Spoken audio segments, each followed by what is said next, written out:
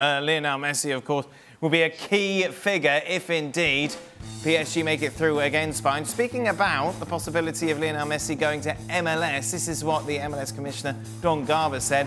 Teams have the flexibility to do unique things. The transfer market is just exploding in ways that are unimaginable. We're going to have to structure a deal that's going to compensate him in ways that he and his family expect. What that is, honestly, we don't know. But he's probably not going to be a targeted allocation money player. Ali, just briefly, what does that mean? What does targeted allocation money mean? Well, it's TAM, and it's a designation of a player that you have found, and you are allowed to spend a certain amount of money for that player. Right. Well, of course, Messi doesn't qualify as that because you would have to spend a whole lot more money than it is designed for that specific type of player. Messi's going to have his own category regardless. Right. It's just funny that he feels the need to explain that. Maybe it was in a jokey way. Well, well, he got me laughing. It was funny. He's going to stay at PSG, though, isn't he, Jules? Well, that's still the feeling, and certainly they've got an agreement in principle between him and his father and the club.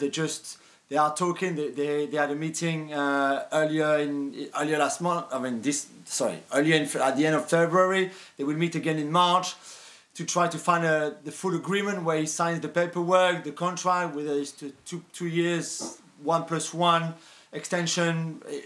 They still have to talk that through. But the feeling in Paris is very much that he wants to stay.